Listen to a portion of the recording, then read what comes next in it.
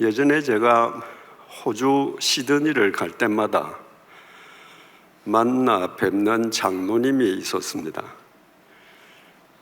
제 학교 직계 대선배님이셔서 그분이 늘 제 숙소를 찾아오셔서 격이 없는 대화를 나누곤 했습니다. 그분을 시드니에서 마지막으로 뵌 것이 10년 전인데 그때 그분의 연세가 80세였습니다. 80세 되신 장로님이 저를 만나서 이야기하던 가운데 이런 말을 하셨습니다. 저는 매일 저녁 5시면 저녁 식사를 끝냅니다. 그리고 밤 8시면 어김없이 잠자리에 듭니다. 매일 새벽에 일찍 일어나서 골프를 칩니다. 일부러 한인촌에서 멀리 떨어져 있는 곳에 집을 정하고 낮에는 사람도 만나지 않고 독서와 산책으로 소일합니다. 매일 이렇게 살다 보니까 제 나이가 80살인데도 도무지 피곤하지가 않습니다. 그 말씀을 듣고 제가 장로님께 말씀을 드렸습니다. 저는 장로님보다 한참 어리지만 저도 장로님처럼 살면 도무지 안 피곤하겠습니다. 그런데 장로님께서 지금처럼 계속 살아가신다면 장로님은 장로님의 삶에 어떤 의미를 부여하십니까? 어느 순간에 불현듯이 장로님의 코끝에서 숨이 멎을 때 앞으로도 계속 이렇게 살아가시면 그 마지막 순간에 후회하시지 않겠습니까? 제가 시드니를 떠나는 날 아침에 다시 숙소를 찾아오셨습니다. 그리고 그 장로님이 제게 이렇게 말씀하셨습니다.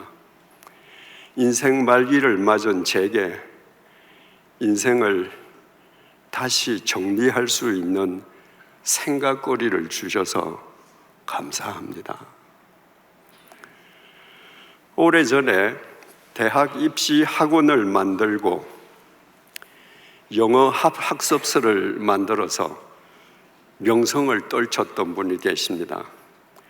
그분이 쓴 영어 학습서가 얼마나 유명했던지 저도 고등학교 때 그 학습서로 영어를 공부했고 제 또래, 제 위에, 제 아래 거의 모두 90% 이상이 그 학습서를 썼습니다. 그분이 연세가 든 뒤에 건강 전도사가 되었습니다. 매달 건강 잡지를 발간하면서 건강에 대한 단행본도 여러 권 발행했습니다.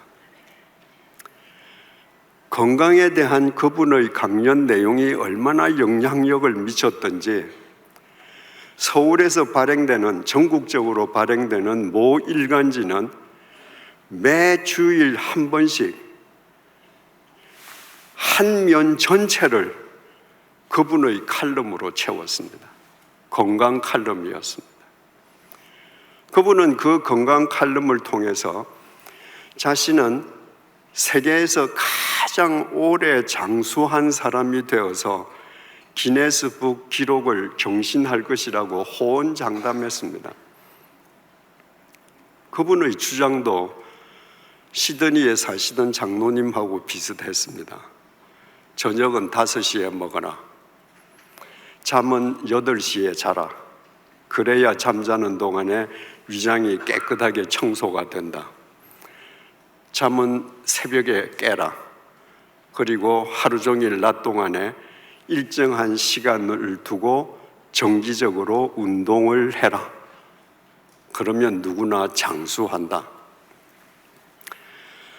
그분의 가르침대로 하려고 하면 모든 직장인은 사표 내야 합니다. 어느 직장인이 5시에 저녁 먹고 8시에 잠자리에 들 수 있습니까? 이웃이 어떻게 되든지 세상이 어떻게 돌아가든지 상관없이 오직 네 육체의 건강을 위해서 모든 것을 올인해라. 이게 핵심 내용이에요. 고작 몇십 년 살다가 썩어 문드러질 이 육체의 고기 덩어리를 위해서 모든 것을 올인하는 인생에 도대체 무슨 의미가 있을까? 그분의 글을 계속 읽으면서 의구심이 들었댔습니다. 세계에서 가장 장수해서 기네스 기록을 갱신하겠다고 호언장담하셨던 그분은 1999년도 86세를 일기로 교통사고로 돌아가셨습니다. 그분이 교통사고로 숨이 멎는 순간에 무슨 생각을 하셨을까?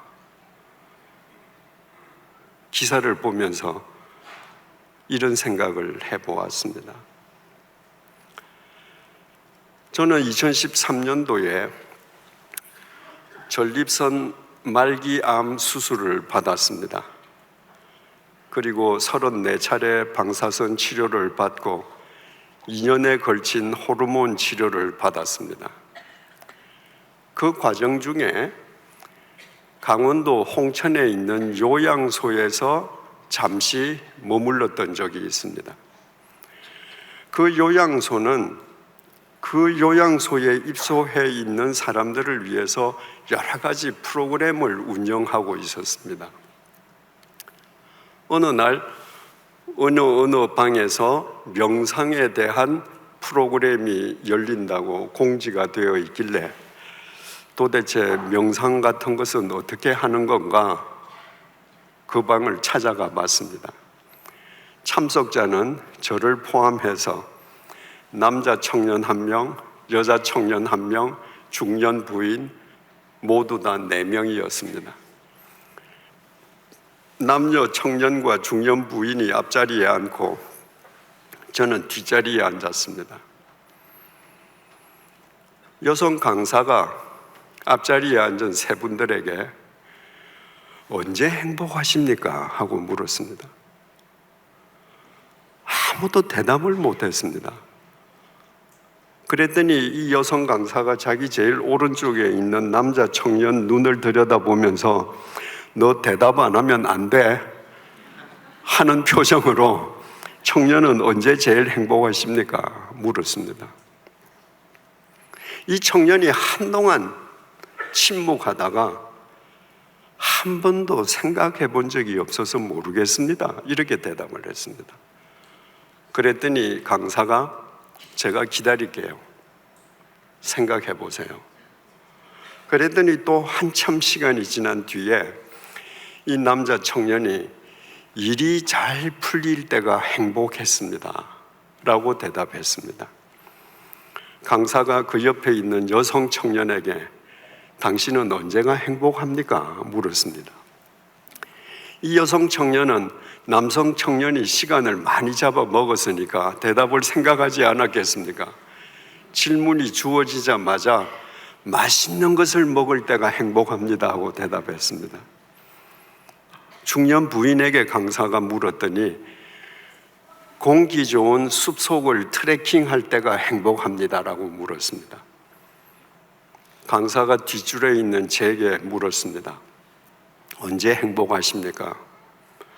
제 삶에 절대적인 의미를 느낄 때 저는 행복합니다. 여러분, 현대인의 삶은 몇십 년 전에 이 땅을 살던 사람들의 삶과는 판이하게 다릅니다. 옛날에는 하루 종일 걸어도 닿지 못할 거리를 지금은 매일 아침 저녁으로 지하철을 타거나 자동차를 타고 출퇴근을 합니다. IT 기기의 발달로 한 사람이 처리하는 일의 양은 수십 년 전에 수십 명이 처리하던 일을 혼자서 합니다. 젊은이들이 그 무한 경쟁 속에서 살아남기 위해서 쌓아야 할 스펙은 끝이 없습니다.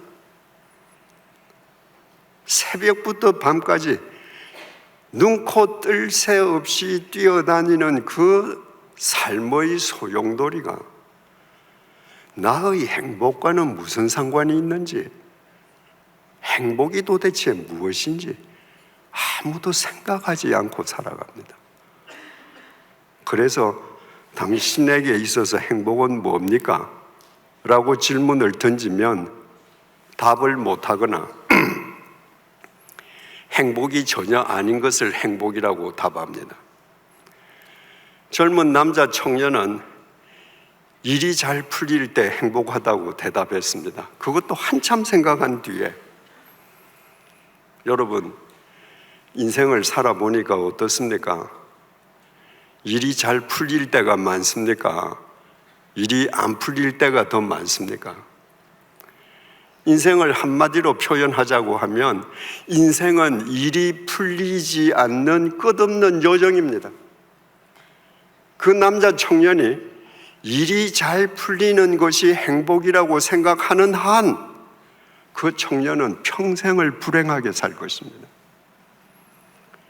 여성 청년은 맛있는 것을 먹으면 행복하다고 했습니다. 맛있는 것을 사 먹을 수 있는 경제적인 여력이 없어져 버리면 어떡하죠? 아니, 돈은 있는데, 맛있는 것이 옆에 있는데 먹지 못하는 사람들이 부지기수입니다. 병원에 신방 가보십시오. 돈이 태산처럼 쌓여 있는데 문병 온 사람들은 맛있는 것 먹는데 한 숟갈, 한 젓가락도 못 먹는 사람들이 태반입니다. 만약에 그 여성 청년이 그런 형편을 맞는다면 불행하게 살 것입니다. 중년 부인은 공기 좋은 숲속을 트레킹할 때가 행복하다고 했습니다. 부산은 잘 모르겠습니다만은 서울은 중국발 미세먼지 황사 때문에 일주일씩 창문을 열지 못할 때가 많습니다. 공기가 좋은 숲속을 트레킹해야 행복한 여자가 서울에 살면서 일주일 동안 창문도 못 연다? 우울하겠죠. 공기가 좋은 숲속을 트레킹하는 것이 행복이라고 생각하는 것 때문에 창문을 못 열면 대단히 우울할 것입니다. 병들면 어떻게 해요? 아니, 병들지 않더라도 모든 사람의 육체는 쇠퇴합니다. 나이가 들면 병들지 않아도 트레킹 더 이상 못합니다. 그 여인이 나이가 들어서 트레킹을 하지 못하는 육체가 될 때 황혼처럼 가장 아름다워야 할 그 여인의 만년은 불행으로 끝나지 않겠습니까? 여러분, 행복이라고 하는 것은 오늘 있다가 내일 물거품처럼 사라져버리는 가변적인 것이 아닙니다. 행복은 물질적인 것 속에서 생성되는 것도 아닙니다. 행복은 시간과 공간에 따라서 그 의미가 달라지는 상대적인 것도 아닙니다. 행복은 삶의 절대적인 의미 속에서 둥지를 트는데 인간의 삶의 절대적인 의미는 하나님과의 바른 관계 속에서만 주어집니다. 사도 바울은 젊은 시절에 예수 믿는 사람들을 체포, 연행, 투옥시키는 것을 천직으로 삼던 교회의 대적자였습니다. 그날도 예루살렘에서 213km나 떨어져 있는 다메섹에 있는 크리스찬들까지 색출해서 예루살렘으로 연행해 오기 위해서 다메섹을 찾아갔습니다. 그러다가 길 위에서 주님의 빛에 사로잡혀 꼬꾸라졌습니다. 주님께서 그 길 위에서 바울을 사로잡으신 것입니다. 여러분, 바울이 다메섹 도상에서 주님의 부르심을 받을 때 바울 혼자 있지 않았습니다. 바울 혼자 있었다고 하면 또 별로 이상하게 생각할 것이 없을런지도 모르겠습니다. 그런데 그날 그 길 위에는 바울의 일행이 있었습니다. 여러 사람이 있었습니다. 그런데 그 여러 사람들 가운데에 주님의 구원은 마치 핀셋으로 집어내듯이 바울 한 사람만 집어내셨습니다. 다른 사람은 구원 못 받았습니다. 같은 자리에 있었는데 바울은 이해할 수 없었습니다. 자기는 죄인 중에 괴수였습니다. 그 일행 중에서 바울이 가장 도덕적이거나 윤리적인 사람이 아니었습니다. 예수 믿는 사람들 색줄에서 연행하는 우두머리였습니다. 그날도 다메섹에 있는 그리스도인들을 색출하는 그 체포 영장을 바울이 손에 쥐고 가고 있었습니다. 가장 비도덕적이고 가장 비윤리적인 인간인데 하나님께서 그 인간 한 명을 핀셋으로 집어내셨습니다. 왜 하나님께서 나만을 구원하셨을까? 바울이 주님의 은혜 속에서 생각하고 생각한 끝에 그가 찾은 믿음의 답이 이렇습니다. 에베소서 1장 4절을 세 번역으로 읽어드리겠습니다. 하나님은 세상 창조 전에 그리스도 안에서 우리를 택하시고 사랑해 주셔서 하나님 앞에서 거룩하고 흠이 없는 사람이 되게 하셨습니다. 내가 뭘 잘해서, 내가 뭘 잘나서, 내가 하나님의 마음에 들 행동을 해서가 아니고 하나님께서는 이 세상을 창조하시기도 전에 온 세상이 혼돈하고 온 세상이 흑암에 묻혀 있을 때 그때 그리스도 안에서 나를 아시고 나를 선택하셨다는 거예요. 그때 나를 사랑하셨다는 겁니다. 그때 나를 흠없이 거룩하게 세우셨다는 겁니다. 그러기 때문에 하나님의 때가 이르렀을 때에 다메섹 도상에서 그 일행 가운데에 자기만 하나님께서 뽑아내셨다고. 이것이 바울이 얻은 답입니다. 하나님께서 세상을 창조하시기도 전에 바울을 먼저 보시고 그 바울이 아득한 미래에 태어날 때 그 바울을 기억하시고 그 바울을 하나님께서 작정하신 때에 핀셋으로 뽑아내신 것, 이것이 하나님과 바울의 관계입니다.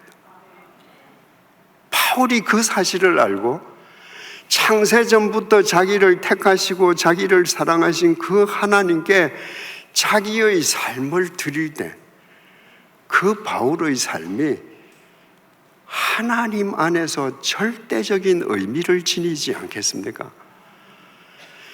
세상을 창조하시기 전부터 자기를 선택하시고 사랑하신 그 주님께 자기의 삶을 드릴 때 그 주님 안에서 자기 삶이 절대적인 의미를 지닐 때 그때 바울이 누렸을 행복을 누가 상상할 수 있겠습니까? 바울이 신라와 함께 2차 전도 여행을 출발했습니다. 수리아 안티옥, 오늘날 터키 대륙 남쪽의 안티옥에서 시작을 해서 바울은 자기 고향이 다소인데 다소가 오늘날 터키 대륙의 위치에 있지 않습니까? 그래서 2차 전도 여행 때는 오늘날 터키 대륙의 중부 대륙에서 복음을 전할 계획으로 올라갔습니다. 웬일인지 주님께서 터키 대륙의 중부 내륙 지방에서 복음을 전하는 것을 허락하시지 않았습니다. 바울은 왜요? 묻지 않았습니다. 주님께서 하시지 말라고 하니까 그냥 북쪽으로 올라갔습니다. 제일 북단에 있는 무시아라고 하는 곳을 찾아가서 거기에서 동쪽으로 나가려고 했습니다. 그런데 주님께서 또 막으셨습니다. 어떻게 막으셨는지는 저희는 모릅니다. 성경에 막으셨다고 되어 있습니다. 그래서 무시아에서 동쪽으로 가려던 바울이 주님께서 막으셔서 180도 돌아서 서쪽 해안을 따라 내려갔습니다. 그러다가 드로아라는 항구에 도착을 했습니다. 그 드로아에서 바울의 인생에서 중대한 두 가지 사건이 일어납니다. 첫 번째는 그 드로아에서 의사 누가를 만났습니다. 이 의사 누가가 바울에게 복음을 전해받고 바울 일행이 되었습니다. 그래서 바울이 로마에서 참수형을 당해 죽을 때까지 바울의 개인 의사가 되어서 바울의 건강을 책임지면서 바울의 일거수일투족을 사도행전에 다 기록으로 남겼습니다. 바울이 바울 서신을 썼는데 그 바울 서신의 내용은 신약 성경의 4분의 1이나 됩니다. 그러나 바울은 단 한 번도 자신이 쓴 편지 속에서 내가 죽은 유두고를 살렸다, 내가 선천성 하반신 마비자를 살렸다, 내가 귀신을 내쫓았다, 사람들이 내 작업용 앞치마에 손을 대거나 내가 작업하다가 땀을 닦는 타올에 손을 대어도 병자들이 다 나았다, 바울은 한 번도 그런 얘기하지 않았습니다. 그것은 모두 누가가 사도행전에 기록했습니다. 만약에 누가가 없었더라면 우리는 사도 바울이라는 이 주님의 종이 얼마나 위대한 종이고 얼마나 주님을 위해서 그의 인생을 온전히 바쳤는지 우리는 알 길이 없을 것입니다. 두 번째 역사적인 사건은 그 드로아에서 밤에 마게도냐 사람들의 환상을 봅니다. 와서 우리를 도와달라는 환상입니다. 바울이 지금 있는 드로아는 아시아 대륙이에요. 마게도냐 사람의 환상이 와서 도와달라고 이야기하는 그 땅은 유럽 대륙입니다. 바울은 아시아 대륙에서 태어난 아시안입니다.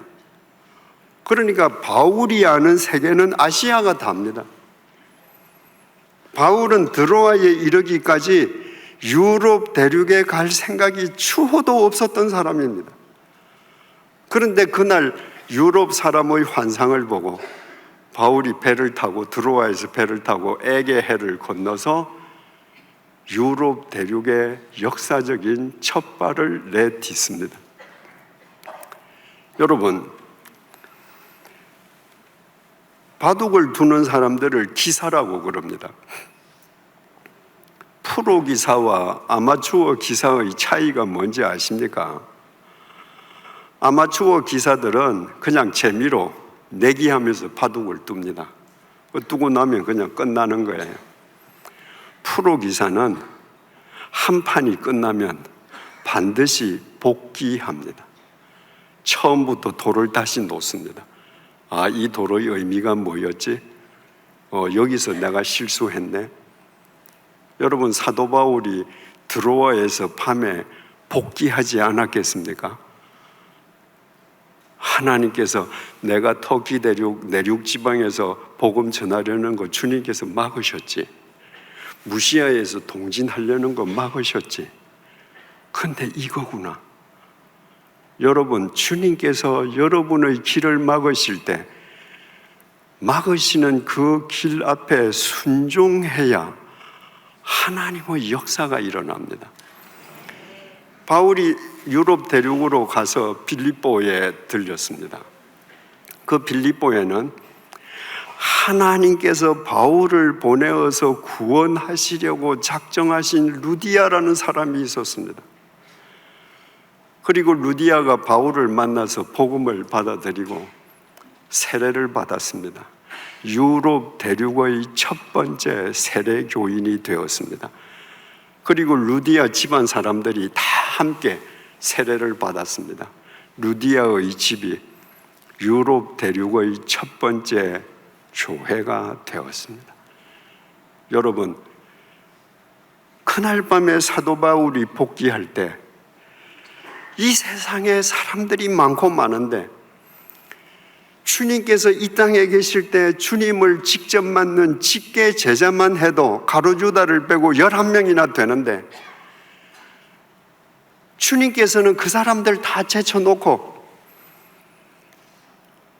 주님의 대적자로 살던 자기를 핀셋으로 뽑으셔서 유럽 대륙 첫 번째 세례교인 머리 위에 물을 뿌려서 세례를 주게 하고 유럽 대륙 첫 번째 교회를 세우게 하셨습니다. 그 사실을 복귀하는 바울의 행복을 상상하실 수 있겠습니까?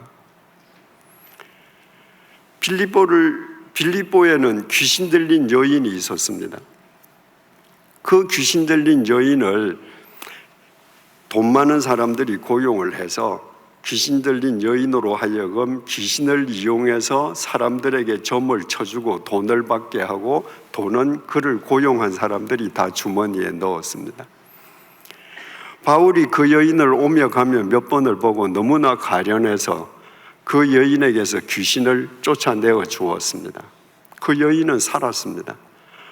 그러나 그 여인을 이용해서 돈을 벌던 사람들이 더 이상 돈을 벌 수 없게 되니까 바울을 잡아 끌고 가서 거짓 모함으로 시민들을 선동해서 고발을 했습니다. 바울은 억울하게 매를 맞고 빌립보 감옥에 투옥당했습니다. 이유 없이 매 맞은 거예요. 이유 없이 투옥당한 겁니다. 그러나 바울은 Why me? 왜 접니까? 왜 이렇습니까? 원망하지 않았습니다. 그 감옥에서 찬양하지 않습니까? 그리고 그날 밤에 어떤 일이 일어납니까? 억울하게 투옥당했기 때문에 그 감옥의 간수와 가족들이 바울로부터 복음을 받아들이고 구원받는 생명의 역사가 한밤중에 일어납니다. 그날 밤에도 바울은 감옥 속에서 복귀하지 않았겠습니까? 하나님, 또 매 맞아도 좋습니다. 당신이 구원할 사람이 있으면 저를 쓰십시오. 빌립보를 떠나서 아비볼리와 아볼로니아를 지나서 바울이 데살로니가로 갔습니다. 거기에서 3주 동안 머물면서 복음을 전했는데 많은 헬라 사람들과 심지어 그 데살로니가의 귀 부인들까지 복음을 영접했습니다. 그러자 그 데살로니가에 살고 있는 유대인들이 그 바울을 두고 볼 수가 없었습니다. 그래서 시장 거리에 있는 깡패들을 동원해서 바울을 테러하려고 했습니다. 그 상황이 급해서 데살로니가에서 복음을 영접한 믿음의 형제들이 바울을 빼돌려서 거기에서 80km 떨어져 있는 베레아로 보냈습니다. 바울은 지금 유럽 대륙이 처음이에요. 데살로니가가 어딘지 베레아가 어딘지 모릅니다.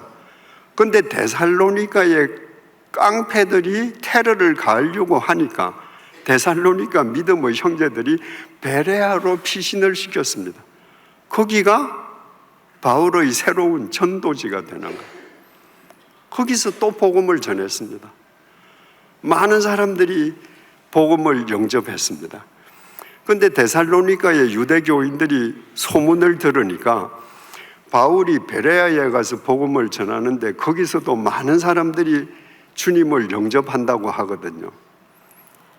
그러니까 이 데살로니가에 있는 유대교인들이 깡패들을 데리고 80km가 떨어져 있는 베레아를 덮쳤습니다.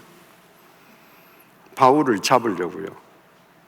그 상황이 얼마나 급했던지 베레아의 믿음의 형제가 바울을 데리고 육지로 도망을 가다가는 잡힐 것 같으니까 황급하게 항구로 바울을 데리고 갔습니다. 항구로 가니까 마침 막 출항하려는 배가 한 척이 있습니다. 그래서 베레아의 믿음의 형제가 바울을 데리고 그 배에 승선하고 배는 출발했습니다. 배를 타고 보니까 아테네 가는 배입니다. 하나님께서 그렇게 아테네로 보내시는 거예요. 아테네에 배가 도착하고 나서 베레아의 형제는 베레아로 되돌아가고 바울 혼자 아테네에 떨어졌습니다. 바울이 시장에서, 회당에서, 아레오바고에서 복음을 전했지만 그 우상의 도시 아테네에서는 다른 도시만큼 복음을 영접하는 사람들이 많지 않았습니다. 소수가 거기에서 복음을 영접했는데, 중요한 사실은 바울이 고린도전서 16장에 아가야의 첫 열매는 스데바나라고 기록을 했습니다. 고린도의 스데바나라고. 유럽 대륙의 발칸반도가 있는데요, 그 발칸반도 윗부분을 로마 제국 행정구역상 마게도니아라고 했습니다. 그리고 아랫부분을 로마 제국의 행정구역상 아가야라고 그랬는데, 이 아가야 지방의 수도는 고린도입니다. 그리고 고린도 동쪽에 있는 아테네도 아가야에 속해 있습니다. 바울이 아테네를 찾아가서 복음을 전했습니다. 그런데 그 아테네에서 제일 먼저 복음을 영접한 사람은 아테네 사람이 아니고 고린도 스데바나라는 겁니다. 그날 이 스데바나가 왜 아테네에 가 있었는지 우리는 알지 못합니다. 중요한 것은 고린도에 사는 스데바나라는 사람이 아테네에서 가장 먼저 복음을 받아들이므로 스데바나로부터 고린도의 타락상을 전해 들은 사도 바울의 그 다음 행성지는 두말할 것도 없이 고린도가 되었다는 겁니다. 하나님께서 한치의 오차도 없이 치밀하게 바울을 당신의 도구로 인도해 가시는 겁니다. 여러분, 고린도의 스데바나가 왜 그때 그 시간에 아테네에 가 있었는지 모르지만 스데바나 입장에서 한번 생각해 보세요. 구원받고 보니 하나님께서 자기 미물 같은 자기를 구원하시기 위해 아시아 대륙의 바울을 아테네까지 불러들이시지 않았습니까? 바울의 입장에서 생각해 보십시오. 스데바나라는 사람이, 고린도 사람이 첫 번째로 복음을 영접했기 때문에 바울의 다음 행선지가 고린도가 되는데, 그 고린도에서 하나님의 어떤 역사가 일어날지 바울은 지금 마음이 설레는 겁니다. 그 이후에 우리가 다 아는 것을 먼저 말씀드리자면, 바울이 바울 서신 4분의 1을 써서 기독교의 체계가 확립이 되는데, 바울이 서신서를 써야 되겠다고 제일 먼저 생각한 장소가 고린도입니다. 고린도에서 그의 첫 번째 서신인 데살로니가 전서를 썼습니다. 데살로니가 후서도 고린도에서 썼습니다. 고린도를 세 번째 찾아갔을 때에는 복음의 전수로, 진수로 알려지는 로마서를 썼습니다. 그 고린도 교인들에게 써보낸 편지가 고린도전서, 고린도후서입니다. 다 주옥 같은 글들입니다. 이때 스데바나가 예수를 제일 먼저 영접했기 때문에 이 서신서가 써지는 역사가 일어나게 됐던 것입니다. 이 바울이 고린도 사흘길을 걸어갑니다. 주님을 찬양했겠죠. 고린도로 인도하시는 그 주님에 대한 감사의 마음을 가득 담고 고린도에 도착했습니다. 바로 오늘 본문을 보시겠습니다. 18장, 사도행전 18장 1절에서 3절입니다. 그 후에 바울이 아덴을 떠나 고린도에 이르러 아굴라라 하는 본도에서 난 유대인 한 사람을 만나니, 지금 바울은 주님의 인도하심만을 따라서 가는 것이지 고린도에 연고자가 없습니다. 그런데 바울이 고린도에 갔더니 하나님께서 바울을 위해서 아굴라라는 유대인 부부를 미리 그곳에 포진시켜 두고 계셨습니다. 아굴라라는 사람은 본도에서 태어난 사람입니다. 아굴라가 유대인이라고 해서 유대 땅에서 태어난 본토백이 유대인이 아니었습니다. 팔레스타인 땅 밖에, 지금 터키 대륙의 북동쪽, 다시 말해서 흑해 남동쪽에 있는 이방 땅 본도에서 태어난 디아스포라였습니다. 디아스포라들은 이방 땅에서 태어나서 이방 언어 헬라어를 모국어로 사용하는 당시의 세계인들이었습니다. 주님께서 바울을 위해서 그 아굴라를 포진시켜 두셨는데 본문이 이렇게 계속됩니다. 글라우디오가 모든 유대인을 명하여 로마에서 떠나라 한 거로, 본도에서 태어난 이 아굴라는 그냥 본도에서 평생을 산 것이 아니라 청운의 꿈을 품고 로마 제국의 수도 로마로 갔습니다.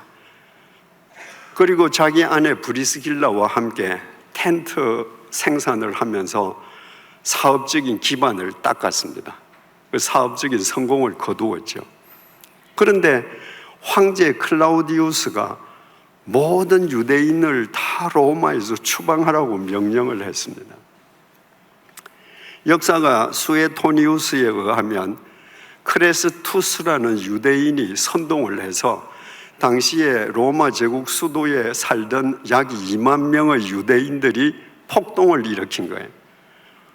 그랬더니 황제가 로마 시민권이 없는 유대인을 전부 추방시키라고 명령을 했습니다. 이때 아굴라와 브리스길라 부부도 추방을 당했다는 것은 로마 시민권이 없었던 것을 의미합니다. 만약에 로마 시민권자였으면 로마를 떠나지 않아도 됩니다. 클라우디우스가 모든 유대인을 명하여 로마에서 떠나라 한 거로, 그가 그 아내 브리스길라와 함께 이달리아로부터 새로 온지라. 황제가 유대인들 다 추방시켜. 그래서 그 뼈 빠지게 일하면서 확립해둔 사업적인 기반을 다 포기하고 이제 정처 없이 떠나야 합니다. 로마 제국이 얼마나 넓습니까? 지중해를 중간에 두고 그 둘레에 있는 땅은 다 로마 제국가 아닙니까? 그런데 이때 아굴라 부부가 새로운 정착지로 어디를 선택해서 갔는가? 고린도로 갔습니다. 우리는 다 압니다. 왜?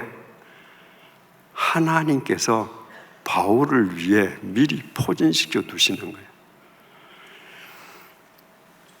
그가 그 아내 브리스길라와 함께 이달리아로부터 새로 온지라. 그 아굴라 부부는 로마에서 추방을 당해서 지금 막 고린도에 이제 지금 도착했습니다. 새로 지금 정착합니다. 그런데 바울이 그들에게 가매, 아테네에서 사흘 길을 걸어서 온 바울이 그들을 만났습니다. 어떻게 만났는가? 우리는 몰라요.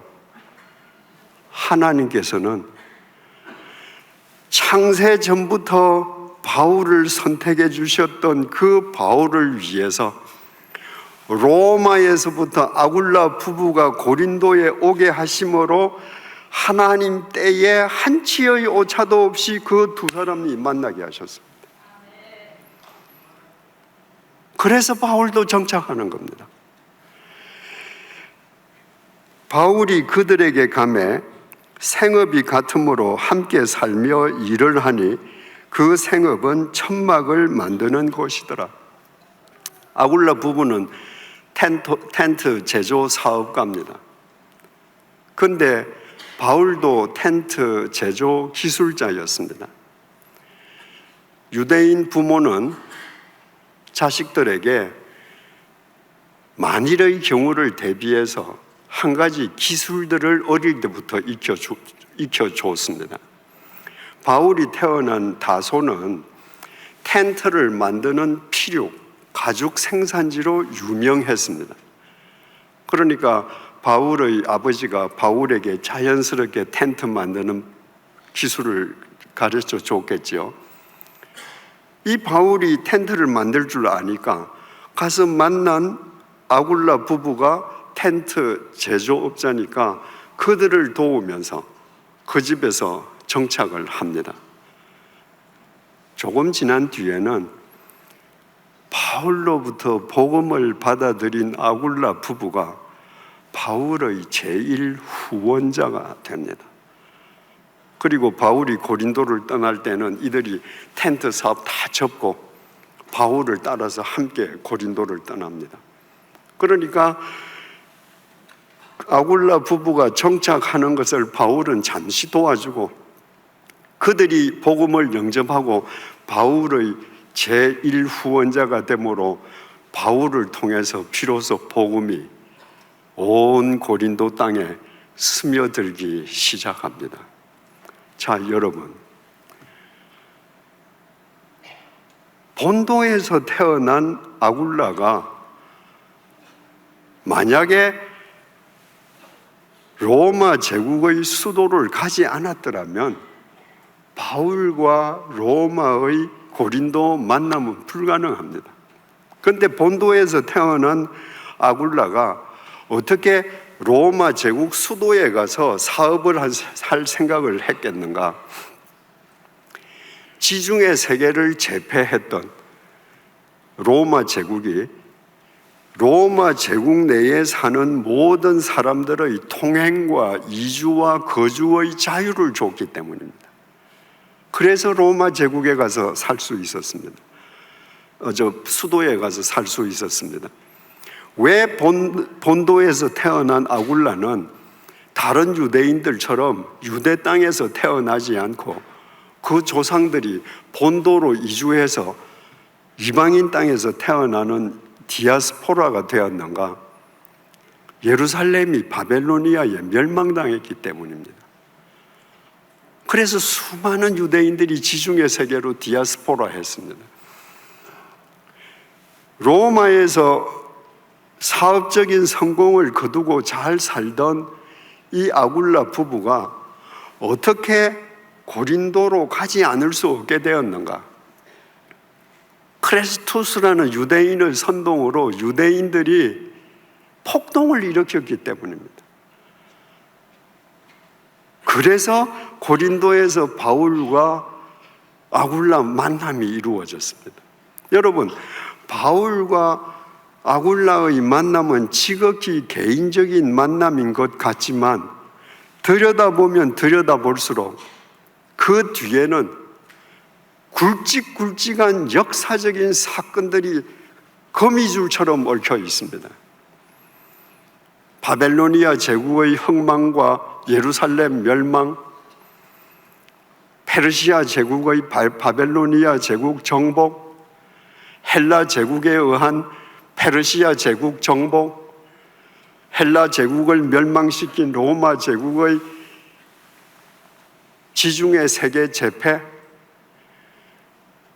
크레스투스에 의한 유대인들의 폭동, 클라우디우스 황제의 유대인들 수도에서 추방령, 이 역사적인 사건들이 전부 얽힌 것은 하나님께서 바울과 아굴라를 고린도에서 만나게 하시려는 섭리였던 것입니다.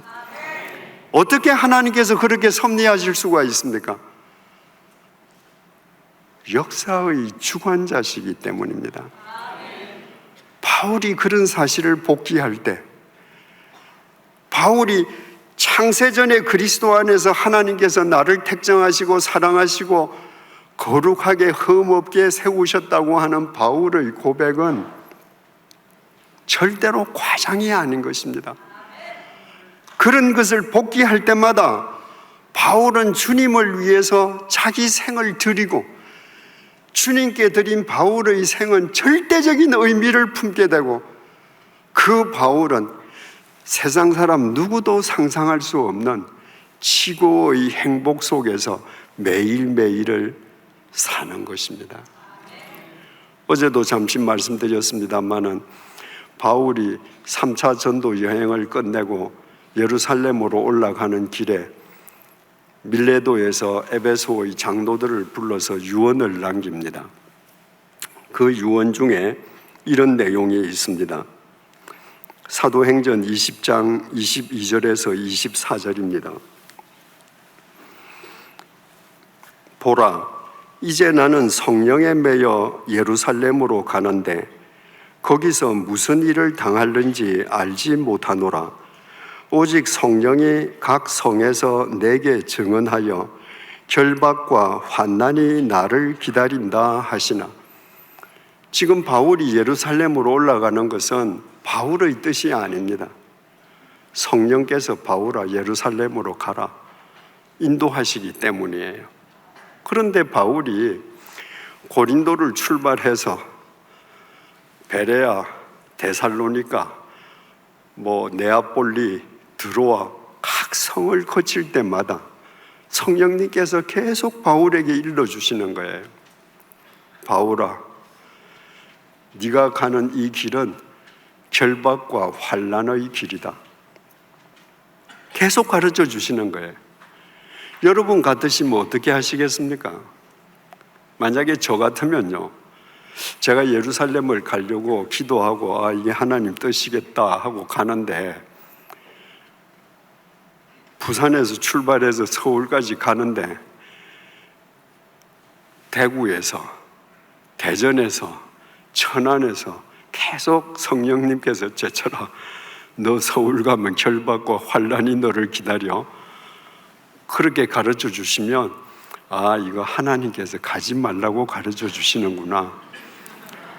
그래서 감사 헌금하고 할렐루야 하고 딴 데 갈 겁니다. 그런데 바울은 그렇게 생각하지 않았습니다.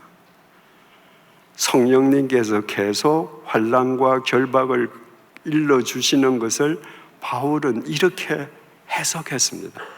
바울아, 지금 네가 가는 길은 출세와 사람들로부터의 환영의 길이 아니다. 네가 가는 이 길엔 결박과 환난이 기다린다. 모든 사람들이 꺼려하는 길이다. 그러나 나는 바울 네가 나를 위해서 이 길을 끝까지 완주해 줄 것을 믿는다. 바울은 이렇게 해석했습니다.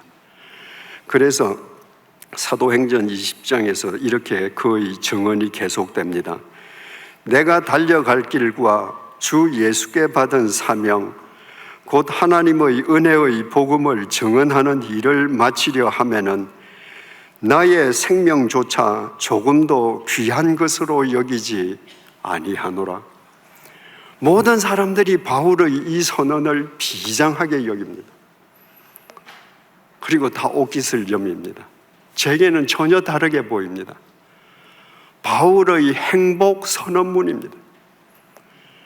모든 사람이 가지 않는 그 길을 주님께서 나를 택해 주셔서, 그 주님이라면 나는 내 생명 조금도 귀한 것으로 여기지 않아. 지금 바울의 심정은 이런 심정인 것입니다.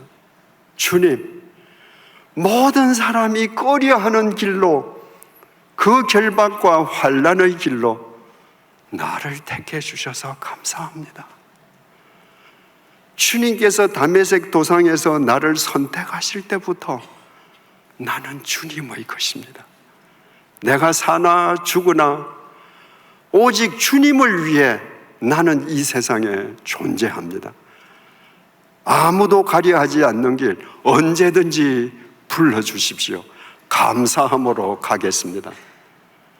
그래서 내가 달려갈 길과 주 예수께 받은 사명, 곧 하나님의 은혜의 복음을 증언하는 일을 마치려 하면은 나의 생명조차 조금도 귀한 것으로 여기지 아니하노라. 바울의 행복 선언문을 외칠 수 있었던 것입니다. 세상 모든 사람들이 하지 않는 일을 바울에게 맡기실 때 그 바울의 행복을 누가 알 수 있겠습니까? 바울이 자신의 죽음을 내다보면서, 임박한 죽음을 내다보면서 남긴 증언이 디모데후서 4장 6절에서 8절입니다. 세 번역으로 읽어보겠습니다. 나는 이미 부어드리는 제물로 피를 흘릴 때가 되었고 세상을 떠날 때가 되었습니다. 나는 선한 싸움을 다 싸우고 달려갈 길을 마치고 믿음을 지켰습니다. 이제는 나를 위하여 의의 면류관이 마련되어 있으므로 의로운 재판장이신 주님께서 그날에 그것을 나에게 주실 것이며 나에게만이 아니라 주님께서 나타나시기를 사모하는 모든 사람에게도 주실 것입니다. 바울은 자기에게 시시각각 다가오고 있는 자기의 죽음, 그 죽음은 목이 잘려 죽는 참수형을 당하는 겁니다. 잘려져 떨어질 자기의 목을 내다보면서 초조해하거나 두려워하거나 절망하거나 안절부절하지 않았습니다. 그는 자기의 목이 떨어지는 순간에, 자기의 코끝에서 호흡이 멎는 순간에 하나님께서 자기에게 내려주실 의의 면류관을 행복한 마음으로 고대하고 있습니다. 주님, 저는 선한 싸움 다 싸운 거 아시죠? 달려갈 길 다 달려간 것도 아시죠? 어떤 상황 속에서도 믿음을 굴하지 않고 지킨 것도 아시죠? 이제 당신이 주실 의의 면류관 저 고대합니다. 지고의 행복감 속에 있습니다. 바울의 절대적인 의미의 삶 속에 바울만이 느끼는 이 행복을 로마 황제가 빼앗아 가겠습니까? 참수형으로 로마 황제가 자기 것으로 만들 수 있겠습니까? 천재지변이 앗아갈 수 있겠습니까? 1950년대 초에 젊은 남자가 결혼을 해서 일남 일녀의 자녀를 뒀습니다. 젊은 부부는 1살 터울의 아들과 딸을 얻은 것으로 만족해서 더 이상 아이를 갖지 않기로 했습니다. 근데 아들이 5살, 딸이 4살일 때 어머니가 잠시 집을 비우신 사이에 4살짜리 딸이 사고로 그만 세상을 떠났습니다. 비통에 잠겨 있던 그 부부는 자식을 더 낳지 않겠다던 생각을 버리고 먼저 세상을 떠난 딸을 대신할 아이를 1명 더 갖기로 했습니다. 그리고 1년 후에 새 아이가 태어났는데 딸이었습니다. 세월이 흘러 그 딸이 성인이 되어서 제 처가 되었습니다.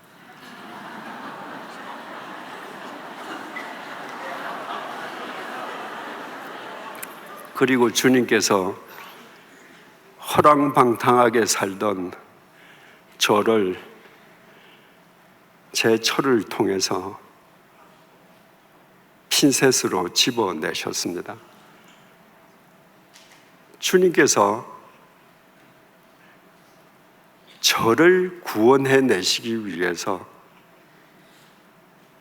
제가 어린 시절부터 제가 알지도 못하는 제 처갓집의 가정사를 주관하셨습니다. 더 구체적으로 말씀드리면 제가 9살 때 4살 된 제 처의 언니를 하나님 나라의 필요에 의해서 먼저 데려가셨습니다. 제가 10살 되던 해에 제 처가 태어나지 않았을 제 처가 태어나게 하셨습니다. 그리고 하나님의 때에 제 처가 되게 하시고 그 처를 통해서 저를 구원해 주셨습니다.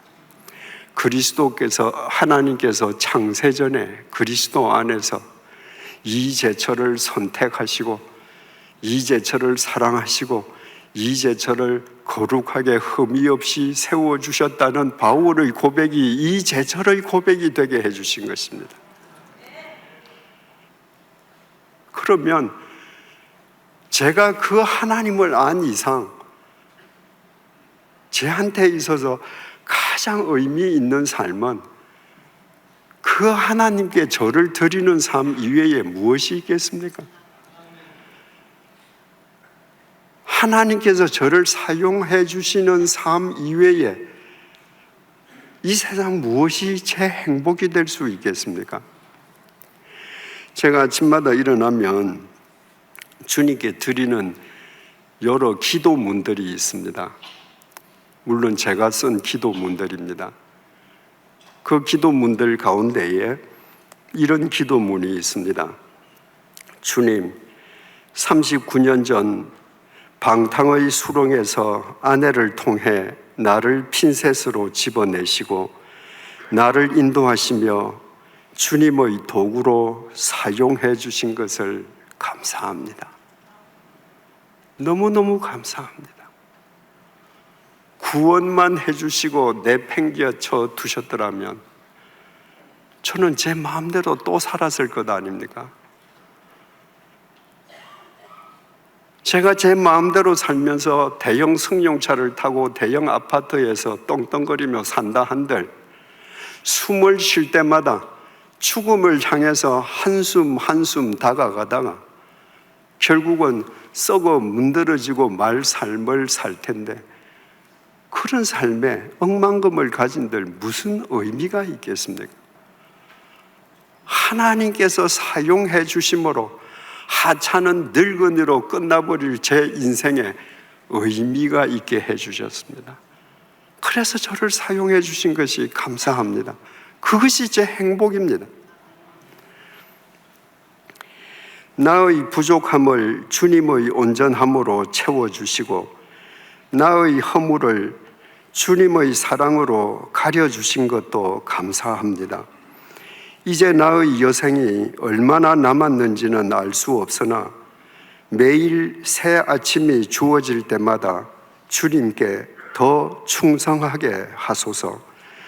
주님 위해 내가 감수해야 할 일이라면 피하지 말게 하시고 그로 인한 세상의 비난이나 모함을 비켜가지 않게 하소서.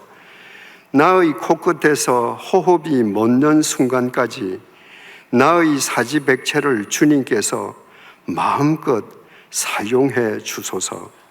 아멘. 앞으로도 주님께서 저를 사용해 주시는 것만이 어느 날 내 앞으로 죽음이 뚜벅뚜벅 걸어올 때 그 죽음을 바라보면서 주님께서 나를 위해 예비해 두신 의의 면류관을 바울처럼 행복하게 고대할 수 있지 않겠습니까? 사랑하는 교우 여러분, 일이 잘 풀리는 것을 행복이라고 생각하면 여러분은 일평생 불행의 덫에 갇혀 살아야 합니다. 맛있는 것을 먹는 것이 행복이라고 생각하면 그 경우에도 여러분은 불행에서 벗어날 수가 없습니다.